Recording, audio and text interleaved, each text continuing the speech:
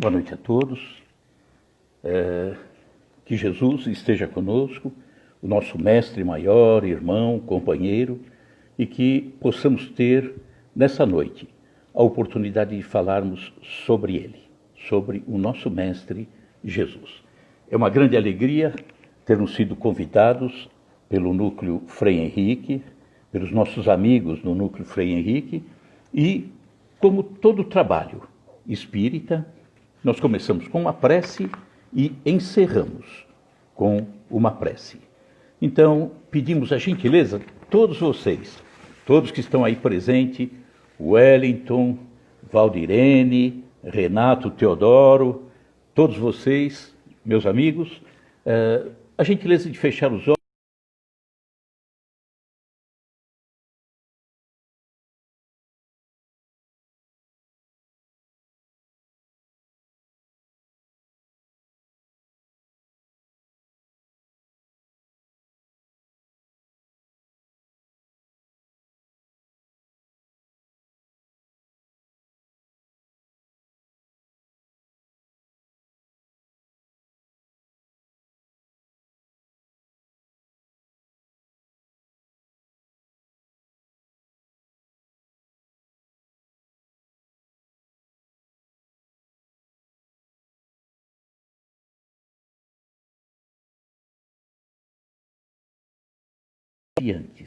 E realizando a tarefa que nos cabe fazer. Muito obrigado, mestre, por essa oportunidade.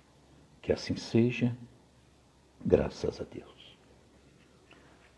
Nós vamos falar hoje sobre discípulos de Jesus. Discípulos de Jesus. Todos nós, né, precisamos ser cada vez mais firmes discípulos do mestre. Seguir com mais intensidade a cada novo instante as pegadas de Jesus.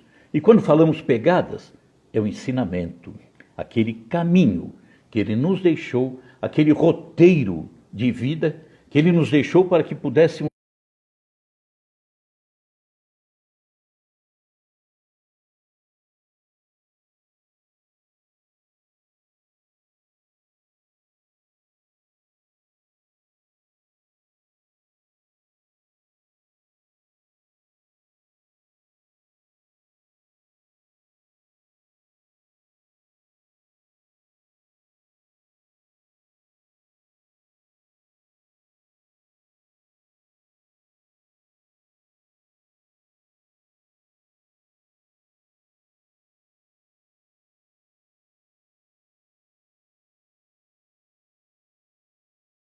informática, tantas e tantas matérias que nos foram deixadas e que nós percebemos o nosso crescimento em todas essas áreas ao longo de tantos e tantos anos, ao longo da nossa vida, enfim.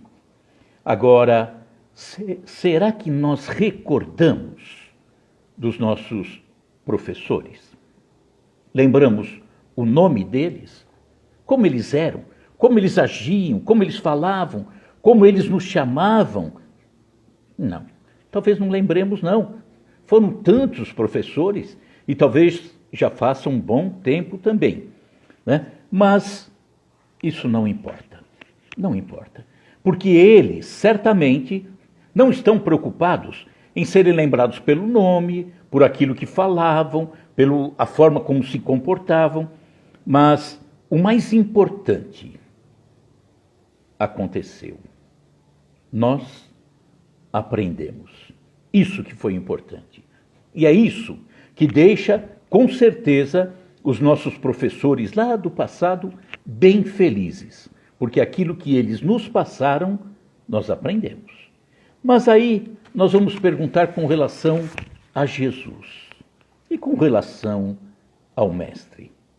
Será que a humanidade se fixa muito mais no professor Jesus ou no ensinamento que ele nos deixou? Tenho certeza que a grande maioria se fixa muito mais no professor.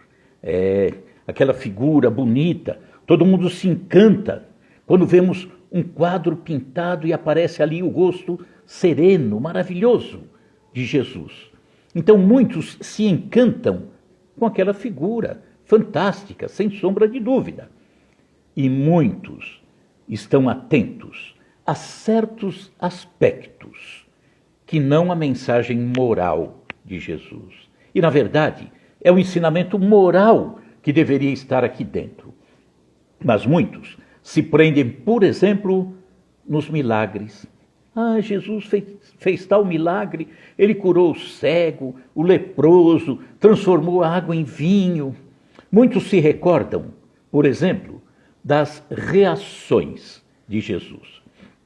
Vamos lembrar, por exemplo, os mercadores do templo, que diz, no Evangelho que Jesus chegou lá e teria enxotado esses mercadores.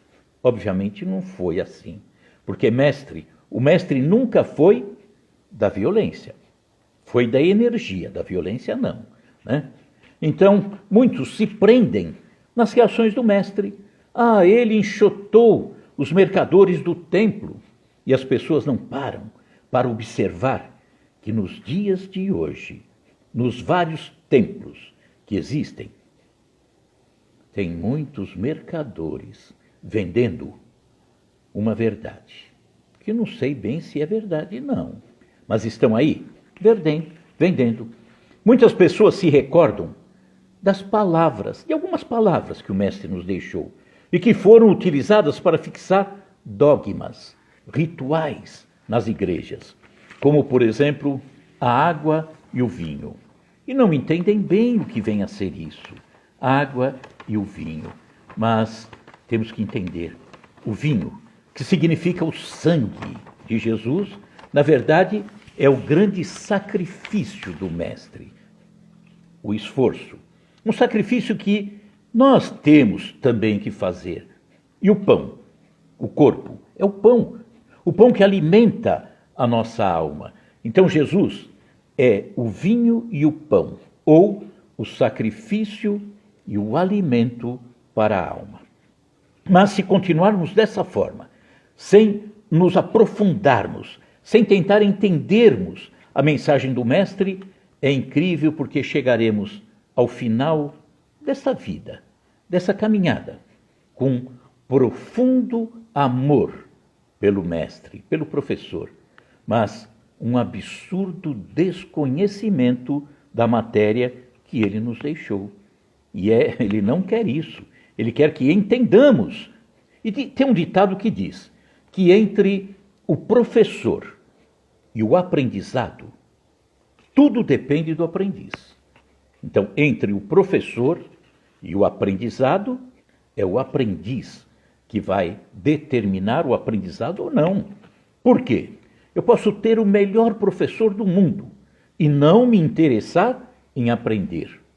Não vai resolver nada. Então, Jesus é o grande mestre. Nos deixa a oportunidade de um aprendizado fantástico, mas aprender é tarefa de cada um. Então, depende do esforço, da vontade, da dedicação.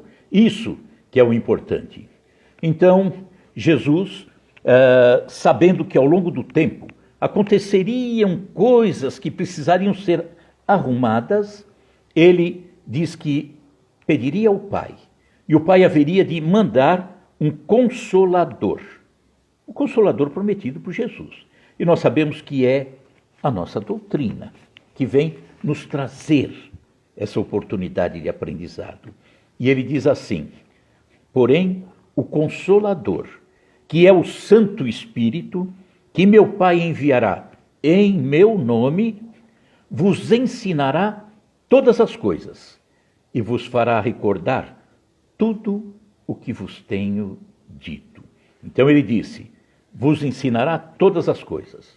Significa, portanto, que ele não nos ensinou todas as coisas. Por quê? Não era um bom professor? Um professor divino. Entretanto, ele queria, obviamente, ensinar. Mas o aluno, como era?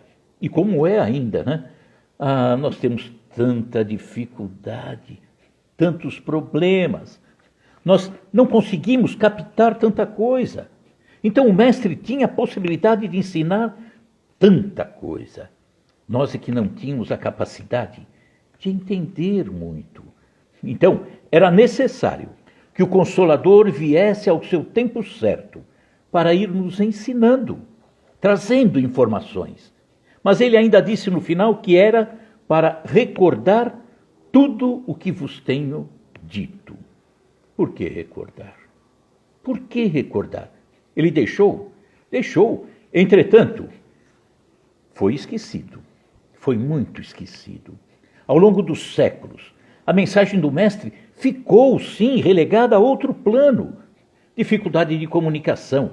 Não existia livro naquela época.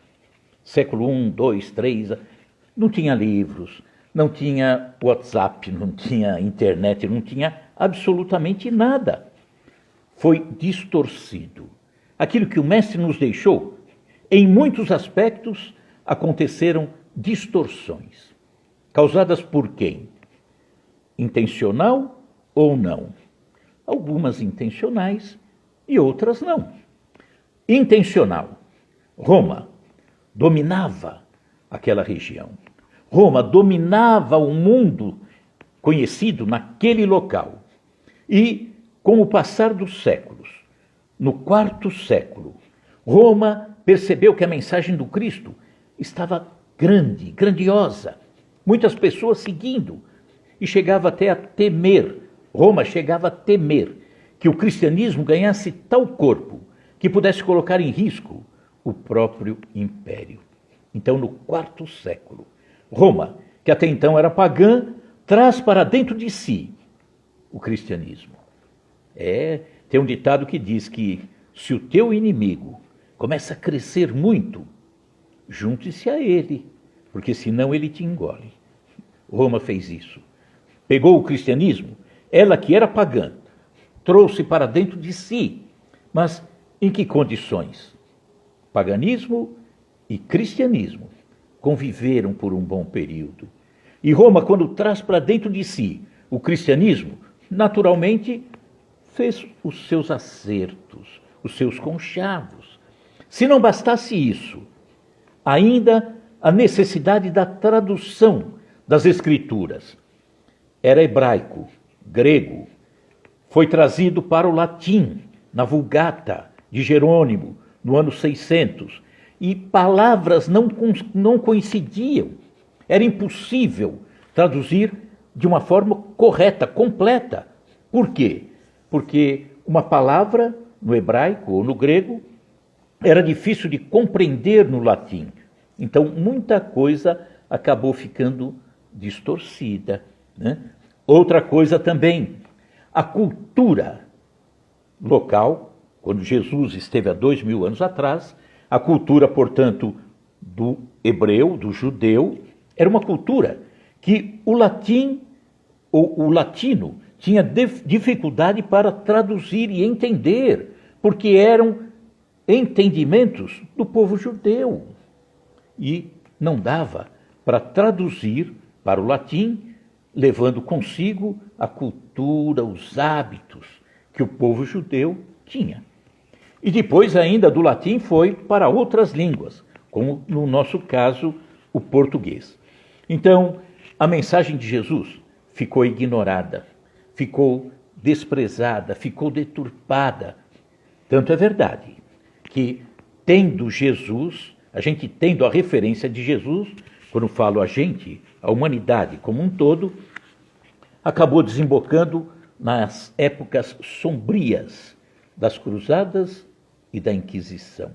Conhecíamos Jesus, entretanto, descambamos, fizemos tudo errado. Então, precisamos nos entregar para conhecer de fato Jesus. E isso exige trabalho individual. Isso nos pede luta, que nem sempre estamos dispostos a oferecer. Eu preciso conhecer, mas qual a dedicação que eu emprego para atingir esse conhecimento? É tão pouco, é tão pouco, é tão fácil, porque o mundo nos seduz. É tão fácil dedicar num dia 2, 3 horas para um jogo de futebol. Não, nem penso 2 vezes. 2, 3 horas para um passeio. 2, 3 horas para uma novela. 2, 3 horas para um filme. E eu não dou 15 minutos para compreender Jesus, para estudar Jesus. E aí fica complicado, né? E eu não consigo absorver. E a humanidade veio ao longo de todos esses séculos sem ter esse acesso à mensagem de Jesus que nós temos de uma forma tão bonita, tão clara. E a doutrina espírita é isso, é o cristianismo redivivo. É o cristianismo que foi buscado naquele 1º, 2º, 3º século da nossa era, onde o ensinamento do Cristo era divulgado de forma pura, tranquila, aberta, não mexido, manuseado, deturpado. Então a nossa doutrina é pura nesse aspecto. Então, temos toda a oportunidade de aprender, de estudar, e às vezes não fazemos, não aproveitamos isso. E aí, quando não aproveitamos, fica difícil despertar. Se os próprios discípulos de Jesus tiveram muita dificuldade para despertar, e caminhando com o Mestre durante 3 anos, eles tiveram dificuldades para entender realmente, e para sair a campo, para executar a tarefa que era esperada deles. Nós queremos ser discípulos, e somos discípulos. Só que entre o mestre ensinando e o aprendizado, depende de nós. Então depende da dedicação, depende do esforço, da vontade. Nós temos tudo às nossas mãos para aprendermos e não deixarmos isso de lado. Então fica difícil entender o que Jesus quis dizer quando falou assim: eu sou o caminho, eu sou a verdade, eu sou a vida. O que ele quis dizer? Como que a humanidade entende? Eu sou o caminho, a verdade e a vida. Muitos se fixam naquele caminho ou naquele ensinamento que o Mestre deixou há 2000 anos atrás. Ah, que caminho lindo, que orientação, que ensinamento que ele deixou. E aí ele disse que era verdade. Bom, o que é verdade? Será que alguém já comprou verdade pela internet? Porque não dá para sair agora. Pela internet, já comprou verdade? Procura num site, vê se tem verdade para ser vendida. Vai lá no Frei Henrique, vê se na livraria tem lá verdade para ser vendida. Não, não tem. Por quê? Porque a verdade é produto do caminho que eu aprendi. O ensinamento de Jesus é o caminho. Se eu sigo, procuro, estudo, eu tenho todo o material necessário para construir a minha verdade. Porque a verdade é algo individual. Eu construo a minha. Você, Selma Bueno, constrói a sua. O Wellington está aí. O Wellington constrói a dele. Por quê? Porque é uma construção individual, apoiado naquilo que eu entendi ao longo do caminho. Se eu não aprender muita coisa, se eu não buscar um caminho cada vez mais completo, um caminho cada vez mais bonito, chamado Jesus, fica difícil construir uma verdade cada vez mais sólida, cada vez mais completa. Alguém já tentou construir? Valdirene, que está aí. Valdirene, já construiu a sua verdade? Eu acho que você está construindo, né? Só que é uma construção que não pode parar. É uma construção que tem que ser direto, diário, em todos os instantes. Mas se eu me apoiar naquele caminho que Jesus deixou há 2000 anos, foi aquilo, é maravilhoso, mas foi aquilo. Será que não tem mais mensagens? Acabamos de dizer há pouco que Jesus não pôde nos dizer tudo há 2000 anos. E por isso pediria o Consolador, o Consolador que viria para completar tudo, para melhorar. Não chega a completar tudo, porque isso vamos aprender ao longo de toda a nossa existência. Mas quanto mais eu abro esse caminho vai se abrindo rumo ao infinito, porque a cada novo instante é um novo ensinamento, é um caminho que se abre. Então, eu vou procurar entender uma mensagem maravilhosa que vem num livro, uma mensagem maravilhosa que vem numa palestra, uma mensagem maravilhosa que vem numa reunião evangélica, na igreja católica, num filme que eu assisto, numa conversa que eu tenho, num bate-papo com um amigo, um bate-papo saudável. Eu vou crescendo, vou vendo Jesus conversando comigo nos dias de hoje. E quanto mais se abre esse caminho, mais material eu vou encontrar ao longo dele para construir uma verdade cada vez maior, mais robusta, mais firme. É construção nossa. Querem ver como é construção nossa? Sem sombra de dúvida. Há 2000 anos atrás, Jesus, quando foi preso e levado ao palácio de Caifás, e depois ele foi conduzido até Pilatos, na Torre Antônia. Chegando lá, junto a Pilatos, Pilatos perguntava ao mestre. Perguntava uma coisa, Jesus respondia. Perguntava outra, Jesus respondia também. Até que uma hora ele faz uma pergunta e Jesus não pôde responder. Normalmente a gente pensa, Jesus pode responder tudo. Jesus sabe tudo. Jesus conhece tudo. Não é bem assim. Pilatos faz uma pergunta e Jesus se cala, porque não tinha como responder. Foi no momento em que Pilatos, se dirigindo ao mestre, diz assim, ou pergunta assim: Ô Jesus, me diga o que é verdade. Jesus se calou.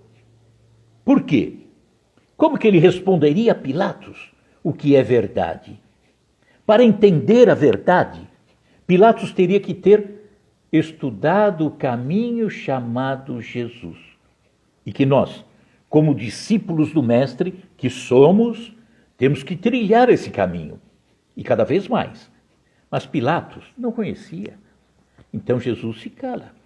E ao se calar, Pilatos novamente faz outra pergunta, ou reforça a pergunta. Mestre, você não sabe o que é verdade? Você não pode me dizer o que é verdade? Se Jesus tivesse dito, Pilatos, olha, eu vou te falar uma verdade. Na casa do meu pai há muitas moradas. Sabe o que Pilatos responderia? Bobagem, Jesus. Isso é bobagem. Fala outra. E Jesus falaria outra verdade. Olha, Pilatos, para ver o reino dos céus é preciso nascer de novo. Outra bobagem, Jesus. Por quê? Porque aquela era a verdade de Jesus, mas não era a verdade de Pilatos. Então, eu tenho que seguir esse caminho, ampliar esse caminho, recolher ao longo dele esse material que eu vou pegando ao longo dessa caminhada e construindo a minha verdade, aumentando cada vez mais essa verdade. Aí fica bonito. Por quê? Ele disse que era o caminho, a verdade e a vida. Se eu sigo nesse caminho, construo cada vez uma verdade maior, com certeza eu terei uma vida espiritual cada vez mais bonita. E é isso que nos interessa, né? Mas vamos voltar aos dias de hoje. Como é que fica o relacionamento da humanidade com Jesus? Como que a grande maioria se relaciona com Jesus? Eu diria que ela se relaciona de uma forma ainda muito estranha, muito equivocada. Não compreende esse Jesus. E aí nós vamos ver aqui numa passagem de João, capítulo 1, versículo 38, que nos mostra que Jesus, na região da Galileia, uma região muito linda, onde fica o Mar da Galileia, Jesus chega ali para começar a reunir aqueles que viriam a ser os seus discípulos. E nós somos discípulos. Aplicados ou não, não sei. Aí cada um responde para si. Mas somos os discípulos do Mestre. Mas naquela época, Jesus chega junto ao Mar da Galileia. E os discípulos, que viriam a ser discípulos, começam a seguir Jesus, sem saber o que era, quem ele era, o que iria fazer. Mas eles vão seguindo, provavelmente tocados pelo magnetismo do Mestre.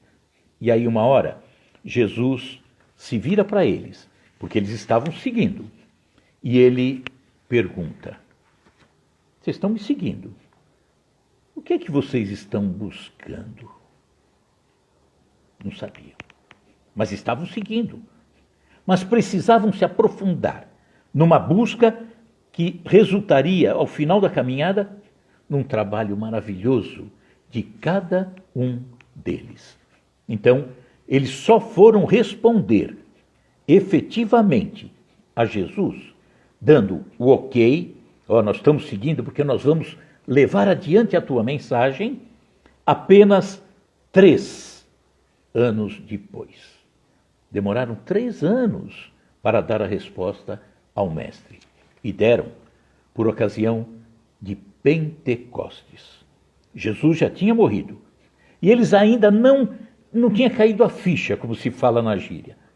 Eles amavam Jesus, ouviram Jesus.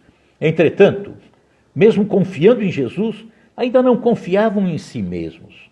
E em Pentecostes, que acontece 40 e poucos dias depois da morte do Mestre, quando eles, todos eles, assustados, em Jerusalém, trancados numa sala que nós conhecemos como cenáculo, dentro da cidade de Jerusalém, que fica bem juntinho ao túmulo do rei Davi.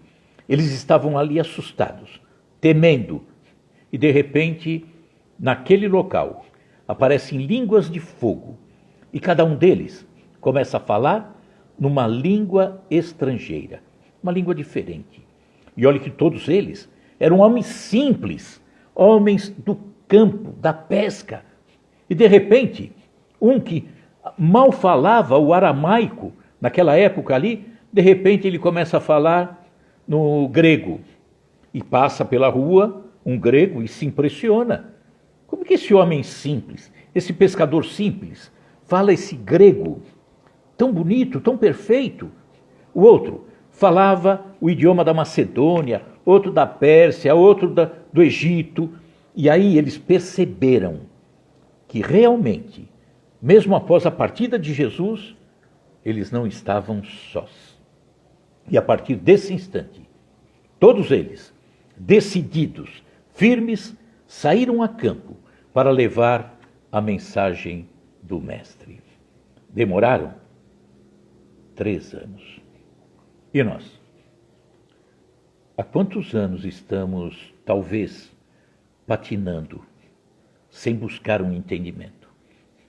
Há quantos anos, talvez, estejamos 2 horas para o futebol, 2 para a novela, 5 para o filme e 0 para entender Jesus? Talvez, né? Eles levaram 3, talvez a gente leve 3, 5, 10, 15 encarnações. Depende de nós. Só de nós, de mais ninguém. Então vamos nos tornar discípulos, mas discípulos fiéis. Aquele discípulo que busca entender. Porque naquela citação que nós fizemos de João, que Jesus se vira para aqueles homens que estavam seguindo e diz: o que é que vocês estão buscando? Emmanuel aproveita esse versículo e coloca no livro Caminho, Verdade e Vida. Na lição número 22, o título é: que buscais? O que você está buscando? Vamos lá?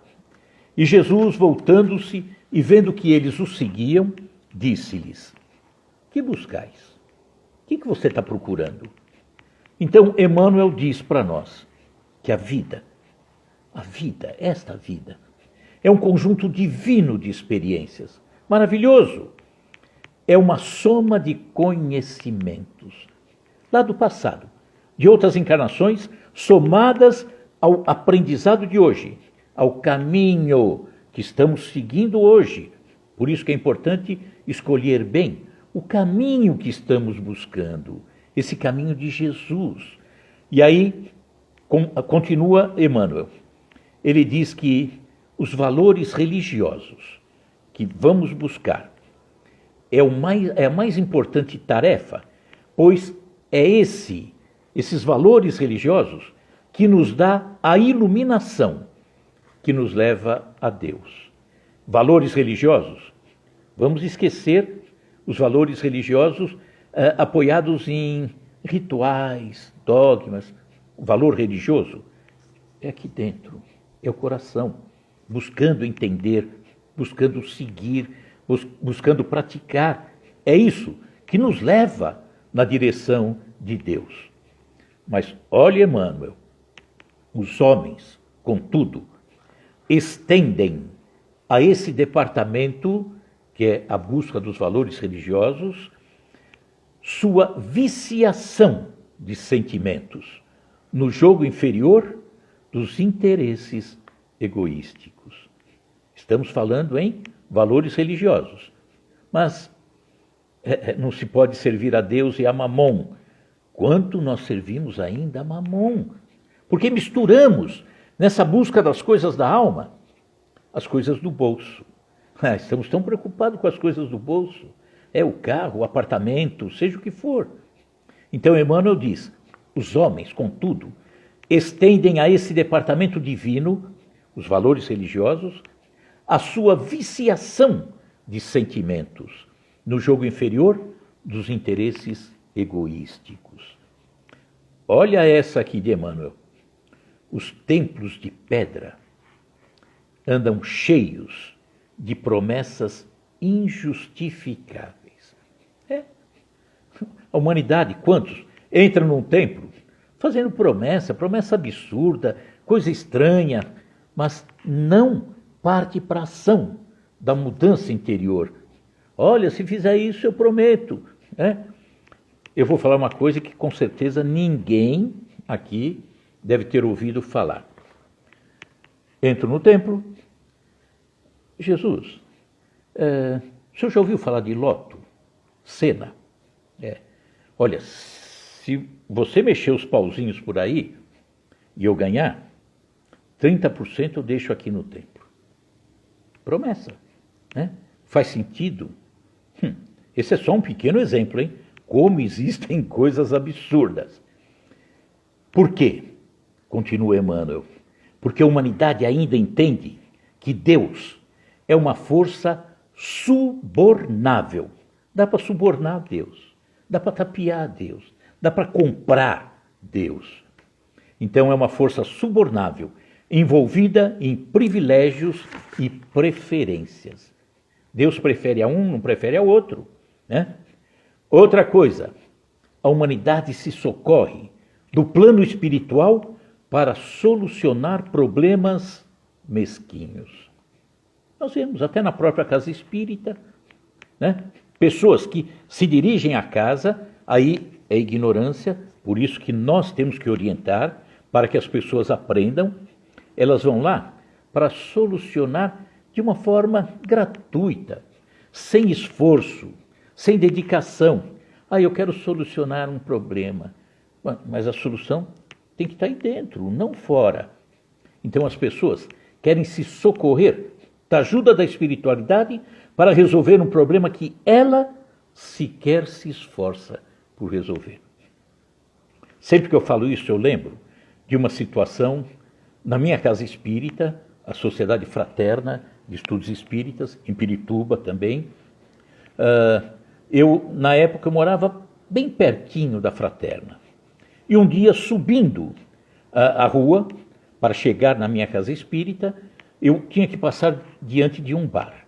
E esse bar tinha mesa de snooker, E eu passando pela frente, estava indo para a fraterna, uma das pessoas, um dos homens que estavam ali, me reconheceu, vem até a porta e diz: você é o Adilson, né?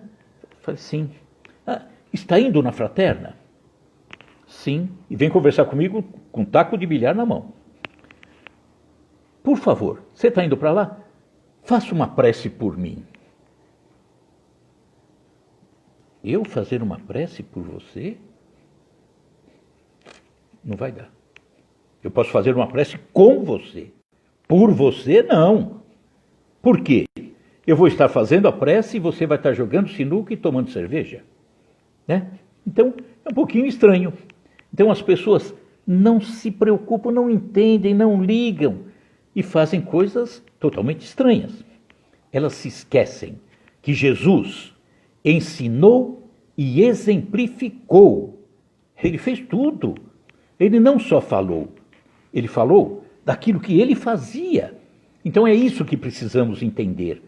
Entender que a cruz do Calvário, diz Emmanuel, é um símbolo vivo, é o sacrifício. E se nós não dermos parte de nós para entendermos, para buscarmos, para servirmos, que sacrifício estamos fazendo? Nenhum. E aí vamos mudar aqui o interior de que forma? Não é assim. Então é necessário que façamos o sacrifício. Ele mesmo falou: pega a sua cruz e me siga. Ou seja, tenha a tua cota de sacrifício, de luta, de dedicação. Emmanuel ainda diz: quem deseja liberdade precisa obedecer aos desígnios supremos. Eu quero liberdade. Eu não consigo a liberdade se eu não seguir a orientação do alto. Tem um ditado que diz que a liberdade é uma eterna escravidão das leis. Eu só consigo a liberdade se eu for escravo da lei, porque senão não é liberdade. Então eu tenho que seguir a lei. E na parte espiritual, mesma coisa. Eu quero ser livre, ter o coração libertado, tranquilo, sereno. Eu tenho que seguir as leis do Pai, porque senão não dá certo. Emmanuel diz assim: sem a compreensão de Jesus no íntimo, mais os atos de cada dia, a alma será sempre a prisioneira de inferiores preocupações. Então, eu tenho que compreender Jesus. E a minha vida tem que estar recheada de atos compatíveis com aquilo que eu estou aprendendo e que vem dele, do ensinamento dele. E olha o final. Emmanuel diz: não esqueça que o Cristo se encontra no umbral de todos os templos religiosos. Umbral, a porta, a entrada, perguntando aos que entram: que buscais? Você está entrando aqui no templo, você está entrando aqui na igreja, está entrando aqui no centro espírita. O que é que você veio buscar? Dá para você me dizer? Então, isso nos leva a Paulo de Tarso, um dos maiores exemplos que nós temos. Grande Paulo de Tarso.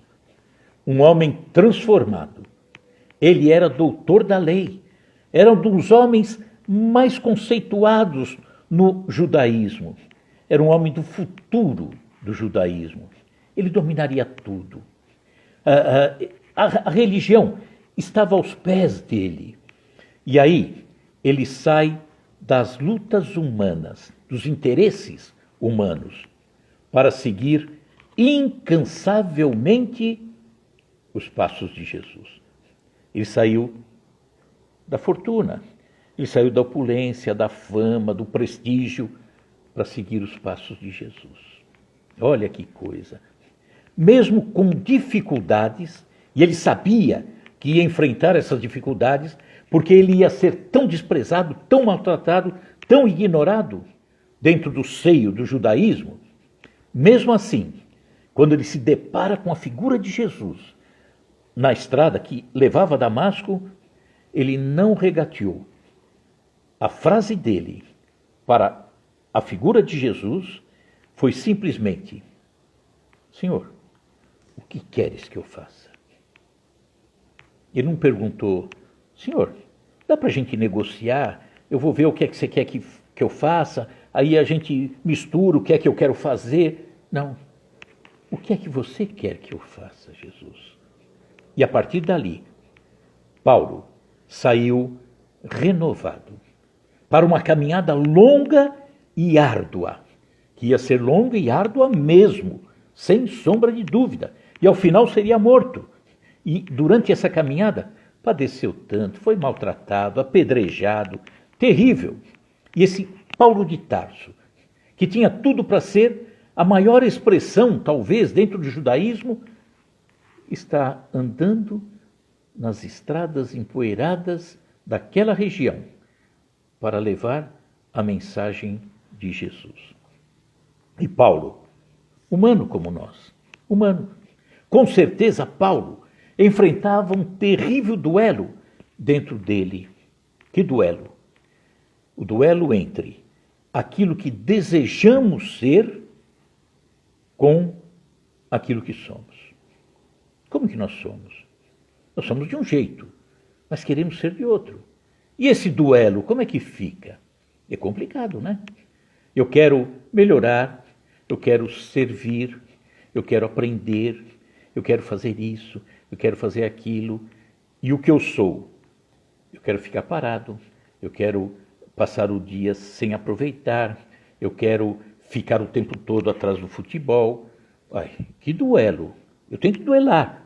Mas nesse duelo, qual é a força que ganha? É aquela que eu alimento mais, né? Como se fossem dois animais se degladiando.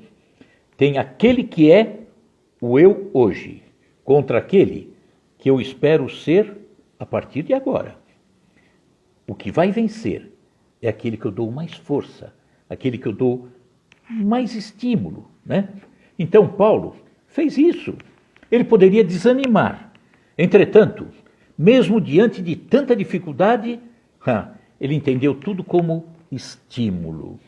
Lembrando, Paulo, o que está escrito em Lucas, capítulo 9, versículo 52, que Jesus disse: aquele que põe a mão no arado e olha para trás, não é digno de mim. Por quê? Porque o arado é aquele que sulca a terra, é aquele que prepara aquela terra endurecida para que ela possa receber a semente. Então o arado é que vai propiciar aos outros a oportunidade do alimento, do crescimento. Mas se eu coloco a mão no arado e olho para trás, eu estou mais preocupado com o que eu deixei do que com aquilo que eu posso fazer. Então, Paulo de Tarso não pensou, botou a mão no arado e seguiu para frente. E fez uma transformação que não mais podia parar. E não importa o tempo para a nossa transformação. Não sei se eu vou me transformar bem, né? Do jeito que eu gostaria, em 1 ano, em 1 mês, em 10 dias, em 10 anos. O que importa é o esforço. Isso sim. Se eu me esforço da melhor maneira, eu vou me modificar dentro daquilo que eu posso me modificar, mas vou me empenhar. Então é o esforço. E precisamos então parar. Como discípulos de Jesus, precisamos entender, precisamos pensar, precisamos dar aquele tempinho todos os dias para refletir Jesus, para ver o que Ele espera de nós, o que eu espero da minha vida, o que eu posso fazer, o que eu estou fazendo, o que eu deixei de fazer, porque às vezes não é só não fazer o mal, não. É necessário não fazer o mal, mas fazer o bem, porque senão não fazer o mal é ficar parado, mas é necessário fazer o bem, que é botar a mão no arado e olhar para frente. Só que há momentos em que nós, para entendermos, precisamos ir para dentro, aqui dentro. Ir aqui dentro no deserto, que às vezes está aqui dentro. Às vezes as coisas estão tão mortas aqui dentro. É um deserto. Nada vinga, nada progride, nada germina. Então, Paulo, quando encontrou-se com Jesus, ele também foi para o deserto. Foi ali que ele teve a oportunidade de pensar muito, de refletir muito, decidir o que ele faria da sua vida.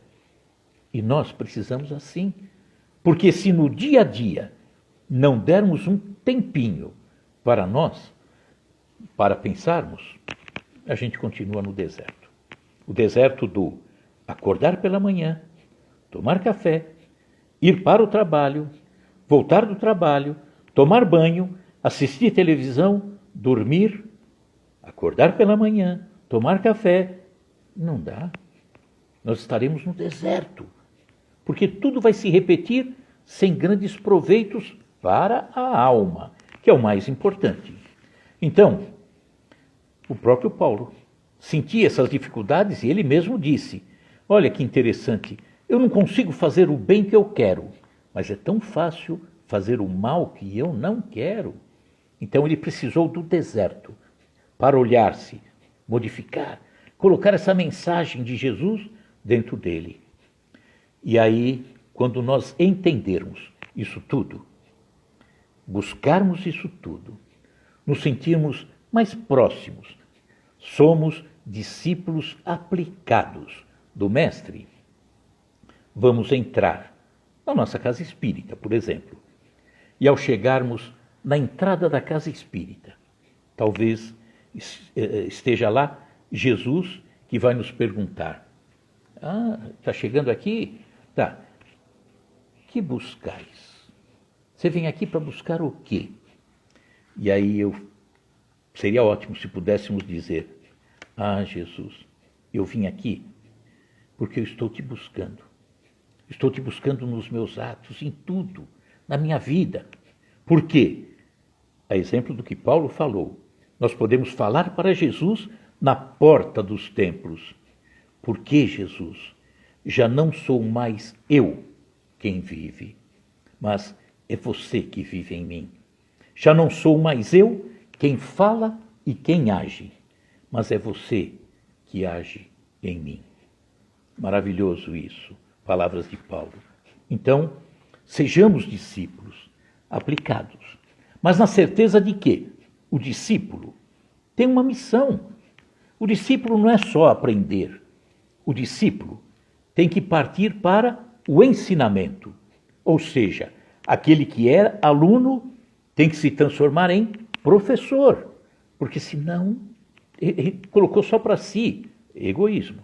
Então, o discípulo, necessariamente, tendo entendido Jesus, o ensinamento do Mestre, fatalmente ele tem que se transformar em apóstolo. Discípulo é o que aprende, o apóstolo é o que ensina.